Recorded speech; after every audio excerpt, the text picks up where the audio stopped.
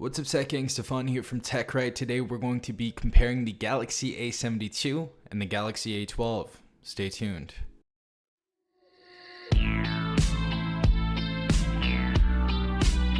Alright everyone, hopefully you guys are having a good day. Hopefully everyone is in good health. We have the Galaxy A72 on the left and the Galaxy A12 on the right.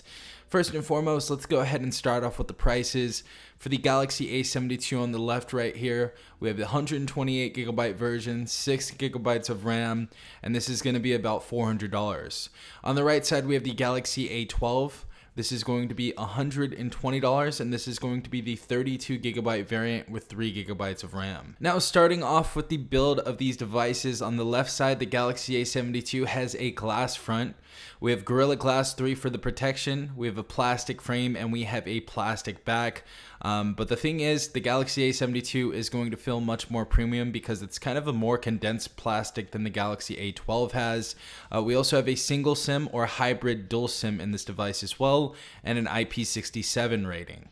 Now, going on to the Galaxy A12, we have a glass front, we have a plastic back and a plastic frame. We have a single SIM or dual SIM if you guys would like to use that. And going into the display, we have a Super AMOLED display on the Galaxy A72, and we only have an IPS display on the Galaxy A12. We also have a 90Hz display on the Galaxy A72. It's going to be 6.7 inches. The Galaxy A12 is only going to be 6.5. We're going to have a 1080p screen on the Galaxy A72, and we're only going to have a 720p screen on the Galaxy A12. Now, we have a PPI of 394 on the A72 and a PPI of 270 on the Galaxy A12. As far as the protection, as I said, the Gorilla Glass 3 is going to be the protection on the A72. And we don't really have the glass name for the Galaxy A12, so it really isn't going to be too important. Gorilla Glass 3 on the A72 is going to be much more substantial and much stronger. Now, going on to our operating system, we have Android 11 with One UI 3.1 on the Galaxy A72. And on the Galaxy A12, we have Android 10, and it is upgradable to Android 11 with One UI 3.1. When I got the Galaxy A12 out of the box, it was actually on One UI 2.5, and it was on Android 10 obviously, but it still was running pretty smoothly. Going to the chipset on the Galaxy A72, this is going to be different than the Galaxy A52 and A52 5G. We're going to have a weaker one with the Snapdragon 720G. We're going to have an octa-core processor with our Cairo 465 Gold and our Cairo 465 Silver. We're also going to have an Adreno 618 GPU. Really, the Galaxy A12 doesn't even match up next to the Galaxy A72, but I thought it would be fun to go ahead and compare these specifications. But the chipset that we have in the Galaxy A12 is a MediaTek Helio P35.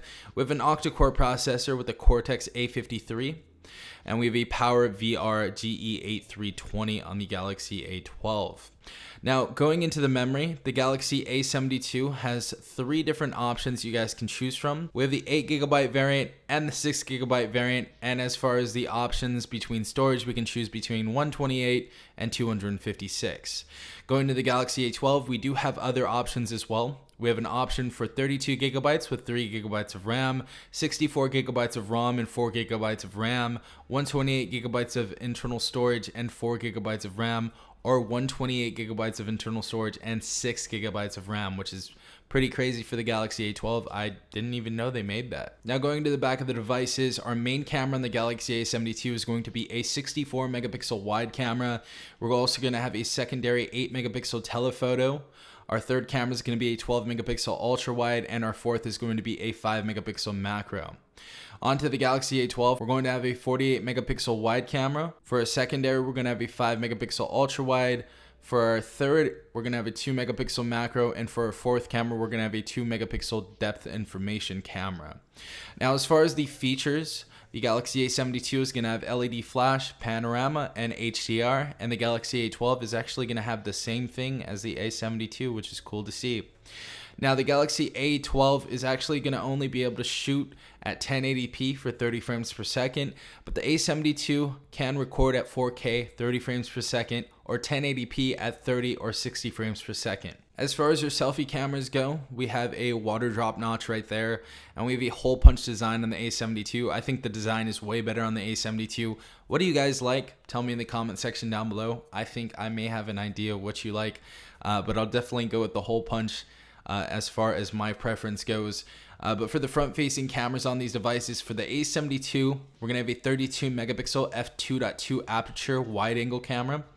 And for the front-facing camera on the A12, we're going to have an 8 megapixel f2.2 camera, just regular camera, no wide angle or anything. And as far as our video recording for the selfie camera on the A72, we can shoot at 4K at 30 frames per second or 1080p at 30 frames per second. As far as the Galaxy A12, you can shoot at 1080p at 30 frames per second, and that is it. Both these devices have some decent speakers, but the Galaxy A72 is absolutely going to overtake the A12 every single day, every single time. The A72 has stereo speakers, the A12 does not, but I still think the A12 has some pretty decent speakers for what it is. Now, as far as the battery goes, both of these devices have some pretty good battery life. Both are going to have 5,000 milliamps, which is great to see.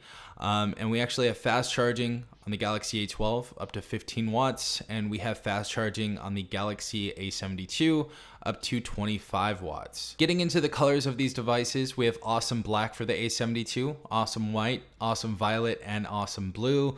On the Galaxy A12, we're going to have black, white, blue, and red. As far as our AnTuTu benchmarks after the update on the Galaxy A12, we're going to have an AnTuTu score of 107,189. We're going to have a Geekbench score of 1,034 and a GFX benchmark of 5 FPS. Now, as for our Galaxy A72, it's going to be more than double with a score of 279,342 on the AnTuTu for the A72. A score of 6,483, which is almost 6 times more than what the Geekbench was on the A12, and a GFX bench score of 15 FPS. As far as the endurance on these batteries though, the Galaxy A12 is going to have better endurance with about 123 hours and the Galaxy A72 at 117. Yeah, guys, tell me what you think in the comment section down below. I think each of these phones definitely have, some good stuff in them.